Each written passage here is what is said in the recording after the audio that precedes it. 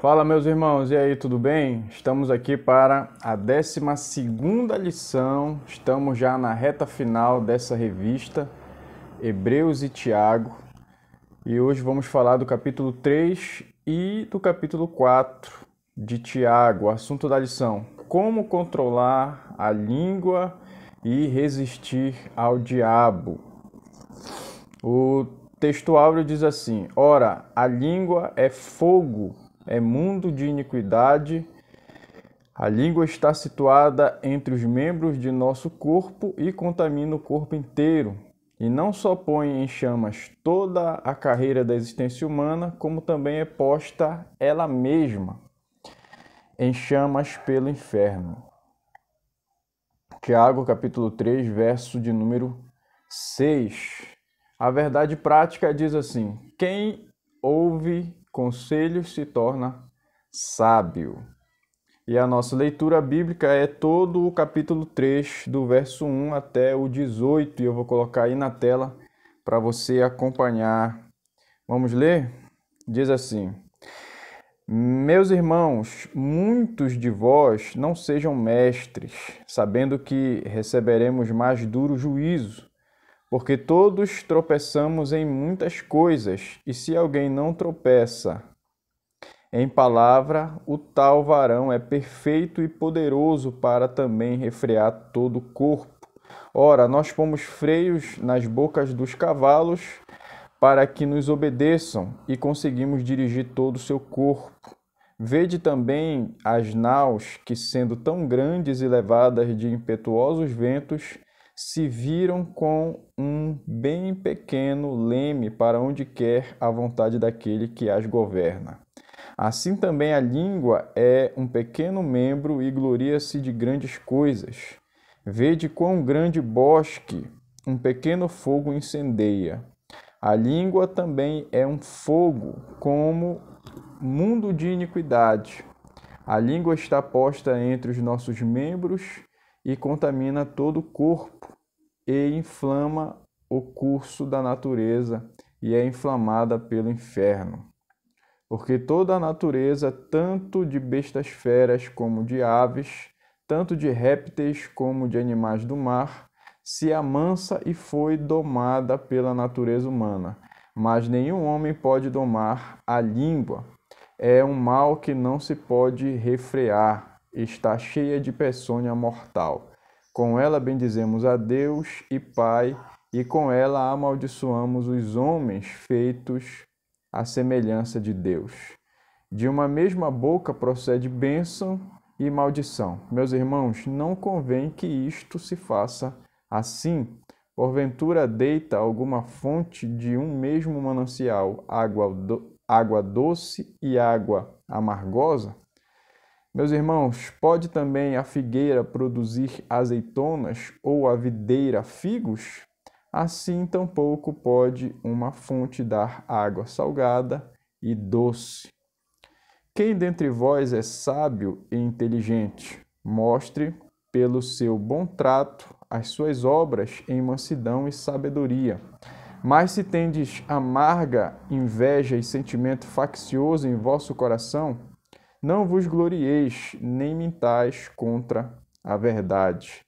Essa não é a sabedoria que vem do alto, mas é terrena, animal e diabólica. Porque onde há inveja e espírito faccioso, aí há perturbação e toda obra perversa. Mas a sabedoria que vem do alto é primeiramente pura, depois pacífica, moderada, tratável, cheia de misericórdia e de bons frutos, sem parcialidade e sem hipocrisia. Ora, o fruto da justiça semeia-se na paz para os que exercitam a paz. Essa foi então a nossa leitura bíblica. E, como de costume, a nossa lição tem 3 tópicos. Eu vou colocar aqui na tela também para você acompanhar. Primeiro tópico diz assim: cuidados com a língua. O segundo tópico diz a sabedoria do alto. E o terceiro tópico, resistindo ao diabo. Nossa lição está baseada nesses 3 tópicos. A introdução diz assim, ó: seguindo os ensinamentos desse manual da fé, cresceremos na graça e no conhecimento do Senhor Jesus Cristo. Nesta lição estudaremos temas de grande relevância para a Igreja: o tropeço na palavra, o poder da língua, a sabedoria que vem de Deus, como devemos resistir às paixões e desejos que causam intrigas, e como resistir ao diabo, como tratar os irmãos, a fragilidade dos projetos humanos e etc. Então, uma lição bem prática para a vida diária dos cristãos, né? Entrando no primeiro tópico, cuidados com a língua. E o primeiro ponto aqui é duro juízo para os mestres, baseado no verso 1, que diz assim: meus irmãos, não vos torneis muitos de vós mestres, sabendo que havemos de receber maior juízo. Tiago está seguindo a mesma linha de pensamento dos capítulos anteriores, onde ele orientou ouvir mais e falar menos.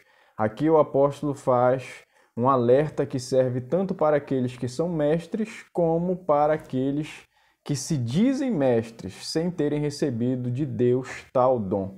Certo pensador disse: seja senhor do seu silêncio, para não ser escravo de suas palavras. A quem muito é dado, muito é cobrado. Por isso, o juízo é maior sobre aquele que ensina. Devemos medir as palavras para que elas não se voltem contra nós.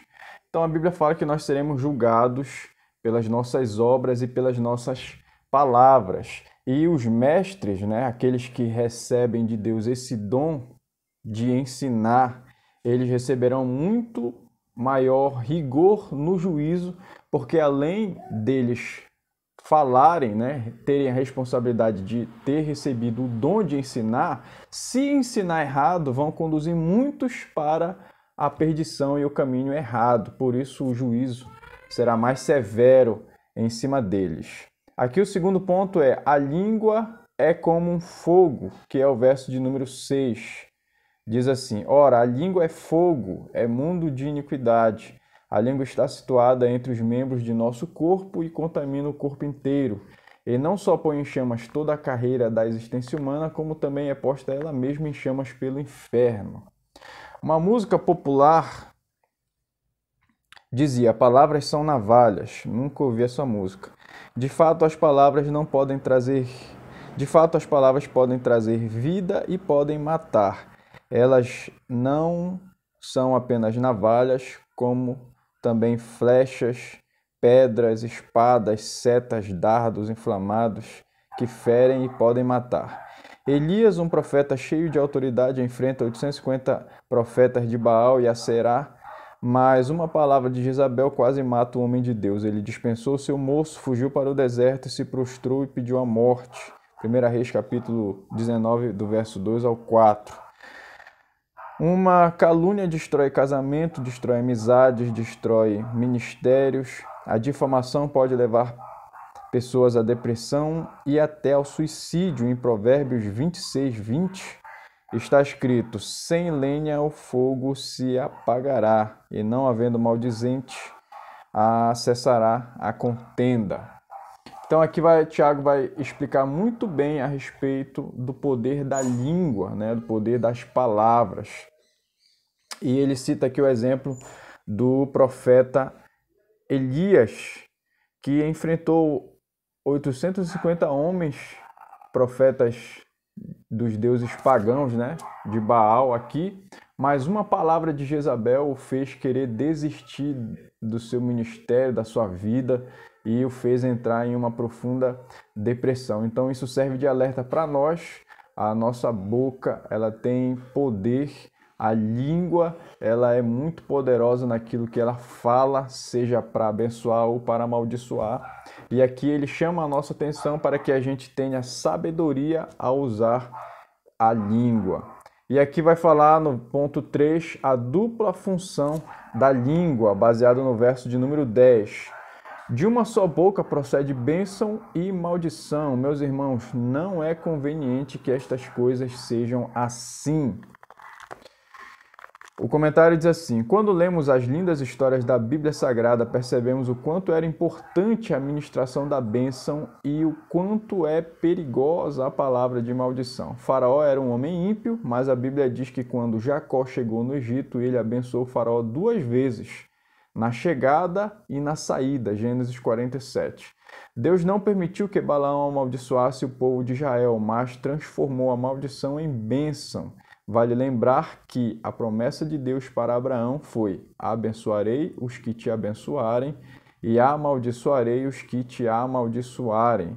Aqueles que usam a língua para amaldiçoar atraem maldição para si, porém os que usam a língua para abençoar atraem bênção. Portanto, usemos a nossa língua para abençoar a nossa nação, nossos líderes, nossa família e etc. Então, como falamos no ponto anterior, a língua ela é poderosa, Deus deu esse poder para o homem, né? Para a humanidade, homem e mulher, através da língua, através do falar.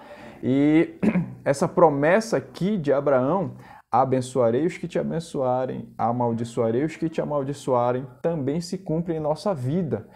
E nós somos responsáveis por isso, né? Se nós abençoarmos, vamos atrair bênção para nós. Se nós amaldiçoarmos, vamos atrair maldição para nós. Esse é o primeiro tópico, cuidados com a língua. E o segundo tópico fala sabedoria que vem do alto. O primeiro ponto aqui é: a verdadeira sabedoria está baseado no verso 13. Quem entre vós é sábio e inteligente, mostre em mansidão de sabedoria, mediante condigno proceder às suas obras. E aqui diz assim no comentário: a verdadeira sabedoria vem lá do alto e é evidenciada através do testemunho chamado aqui de condigno proceder, ou seja, de acordo com um mérito proporcional ao serviço cristão realizado, vivendo honradamente com humildade. Aquele que tem sabedoria do alto prova isso através das obras e ações praticadas. Tiago alerta que alguns sejam sábios, porém têm os corações cheios de inveja, cheios de amargura, sentimento faccioso. A inveja mata e a amargura oprime e faz adoecer a alma. O sentimento faccioso divide amigos, famílias e ministérios, mas quem tem sabedoria que vem lá do alto, transmite vida, traz libertação aos oprimidos e é pacificador.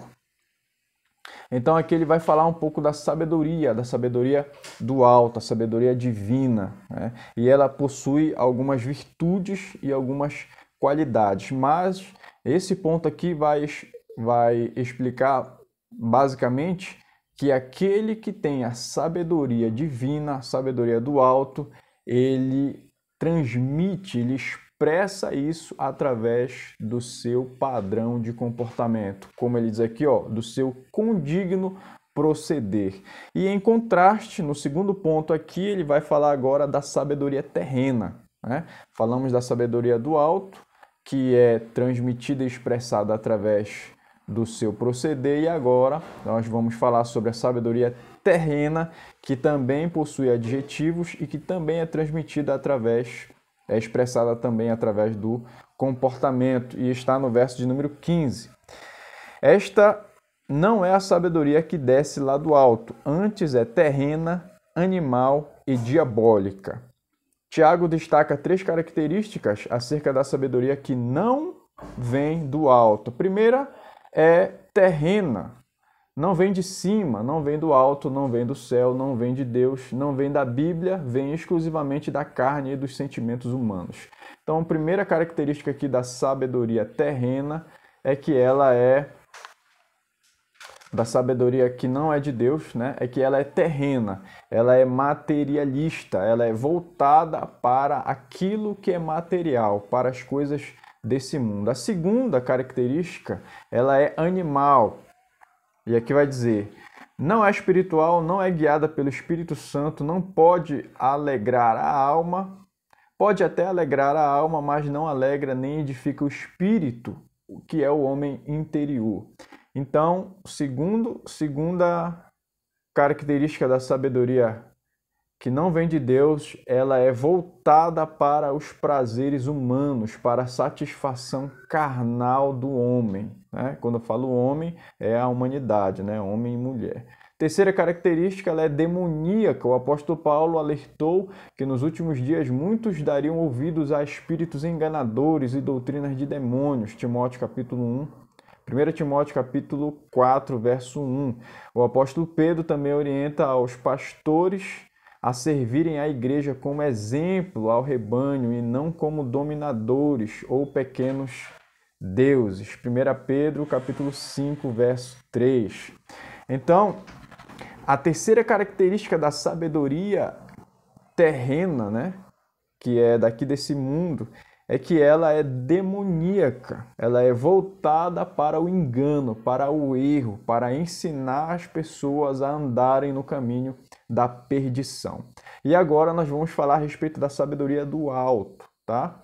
Que é o terceiro ponto aqui, sabedoria que vem do alto, verso de número 17. A sabedoria, porém, lá do alto é primeiramente pura, depois pacífica, indulgente, tratável, plena de misericórdia e de bons frutos, imparcial e sem fingimento ou hipocrisia. Tá? O comentário diz assim: devemos buscar a sabedoria que vem lá do alto. Ela é pura e a palavra em grego é agnos, semelhante a ágios, que significa santo, limpo, perfeito e inocente. Primeira característica da sabedoria do alto, ela é pura, voltada para a santidade. Segunda característica, bem-aventurados os pacificadores, ela é pacífica. Bem-aventurados os pacificadores, porque serão chamados filhos de Deus, né? Aqueles que promovem a paz e não a guerra. A segunda característica da sabedoria do alto, ela é voltada para a paz. Terceira, ela é indulgente, é voltada à mansidão, aquilo que é brando, gentil, complacente, compreensível, tolerante. A próxima característica, ela é tratável, ela é acessível, comunicativo, né? A igreja é um lugar de comunhão, de comunicação, comunique-se, se conecte. E a próxima característica, ela é plena de misericórdia, né? Cheia de compaixão. Misericórdia é maior do que a compaixão, tá? Então, a próxima característica, ela é plena de bons frutos. Os dons podem demonstrar carisma, mas o fruto revela o caráter. Então, a sabedoria que vem do alto, ela tem bons frutos. Próxima característica, ela é imparcial, sem fazer acepção de pessoas, sem interesse. Ela é justa. E a próxima e última característica aqui é sem fingimentos, que podemos considerar também sem hipocrisia, sem disfarce, sem máscaras, sem falsidade. E em Romanos capítulo 12, o apóstolo Paulo vai dizer que o amor seja não fingido. Então, quem possui a sabedoria lá do alto produz frutos de justiça, semeia-se e exercita a paz. Peça a Deus esta sabedoria que vem lá do alto, e é a sabedoria que nós, cristãos, devemos ter e precisamos expressar através do nosso bom trato. E aqui nós encerramos o segundo tópico e vamos para o último tópico, resistindo ao diabo. E o primeiro ponto é a origem das disputas. Já estamos entrando, então, aqui no capítulo 4, tá? O verso 1. De onde procedem as guerras e contendas que há entre vós? De onde, senão dos prazeres que militam na vossa carne? E o comentário diz assim: quais são os prazeres que militam ou guerreiam em nós, causando contendas, guerras e pelejas? E o primeiro é cobiça e inveja. A Bíblia recomenda não ambicionar coisas altas, mas acomodar-se às coisas humildes. Em Romanos capítulo 12, verso 16, também vai falar sobre isso. Segundo ponto aqui é maus desejos. Não pensem no bem do reino de Deus. Eles não pensam no bem do reino de Deus, mas em seus próprios deleites. Então, a primeira coisa é a cobiça. Nós estamos falando das origens das disputas, né? Ou desavenças. A primeira coisa, cobiça e inveja. A segunda aqui, maus desejos, que são voltados para os seus próprios interesses ou deleites e não para o reino. E o terceiro ponto aqui, letra C, que ele coloca, amizade com o mundo. Deus é santo e não admite misturas. A luz não tem comunhão com as trevas. Então, o terceiro ponto aqui é amizade com o mundo. O apóstolo Tiago dá a receita para nos livrarmos desses prazeres da carne. Lembrar que o Espírito Santo tem ciúme de nós e nós devemos nos humilhar, sujeitar-se a Deus e resistir ao diabo. Chegar-se a Deus e limpar as mãos, purificar os corações, sentir as misérias, lamentar, chorar e não falar mal do irmão. Então aqui o amor, aquilo que Jesus falou a respeito do amor e do amor ao próximo, ele se encaixa no que o Tiago está falando com relação a combater as guerras e disputas entre os irmãos. E agora nós vamos falar sobre colocar o diabo para correr, que é o segundo ponto aqui desse terceiro tópico, verso de número 7 do capítulo 4. Diz assim: Sujeitai-vos, portanto, a Deus, mas resisti ao diabo, e ele fugirá de vós. Muita gente, se acha poderoso e tem a ideia de que pode dar ordem, e comandar o diabo e tal através de sua santidade. Mas a Bíblia fala que nós devemos nos sujeitar a Deus e o diabo fugirá de nós, Então, o primeiro passo aqui, Tiago nos orienta acerca de duas atitudes que farão o diabo se retirar. Primeira atitude, sujeitar-se a Deus. Esse termo indica submissão total a Deus, estar debaixo, sob obediência, está totalmente rendido ao Senhor, sob o controle de Cristo. O conselho de Tiago está em perfeita harmonia com o escritor de Hebreus, que disse: além disso, tínhamos os nossos pais, segundo a carne, que nos corrigiam e os respeitávamos. Não havemos de estar em muito maior submissão ao Pai espiritual e então viveremos? Então, o primeiro ponto aqui para você ter a autoridade, eu ia usar outra palavra, a confiança de que você está correto, de que o inimigo não tem autoridade sobre você, é você estar sujeito a Deus, estar ali dentro da zona de obediência. Então, nesse ambiente, o inimigo não tem autoridade nem poder sobre a sua vida e você terá a capacidade de resistir ao diabo, que é o segundo ponto aqui dentro, que está escrito assim, resistir é lutar contra, resistir é opor-se ao diabo, resistir é não ceder, não aceitar suas sugestões. O rei Davi venceu muitas batalhas no lugar forte, no deserto, mas no palácio não resistiu e caiu. Adão estava no Éden, não resistiu e caiu. Jesus estava no deserto, resistiu e venceu. A Bíblia diz que após a resistência de Jesus usando a palavra, o diabo se ausentou dele e vieram os anjos e o serviram. Mateus capítulo 4. Resista com a palavra, resista confrontando suas propostas, ainda que estas propostas sejam supostamente bíblicas, pois o diabo disse, está escrito, mas Jesus disse, também está escrito. Quem conhece a palavra não se deixa levar pela conversa do diabo, mas com a autoridade da palavra e do nome de Jesus coloca o mesmo para correr. Resista com oração e jejum. Então aqui, 3 coisas, o crente precisa ter para conseguir então resistir ao diabo.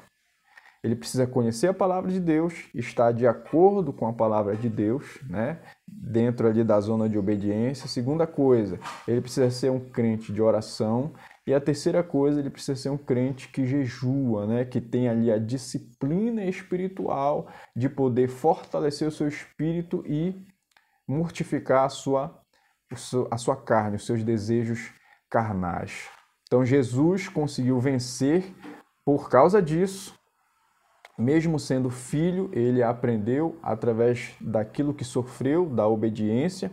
E nós, como servos e seguindo o exemplo de Jesus, devemos fazer a mesma coisa. Conhecer a palavra de Deus, porque o inimigo também usa a palavra de Deus para tentar enganar as pessoas.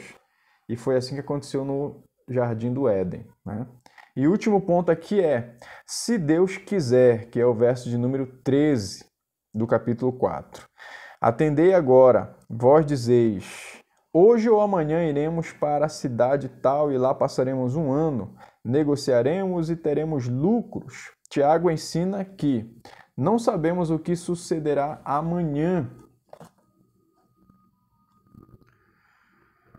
Por isso, não podemos ser presunçosos, arrogantes ou pretensiosos. Somos comparados a uma neblina que aparece e é dissipada rapidamente. Nossos projetos devem ser entregues ao Senhor para que Ele nos conduza em segurança.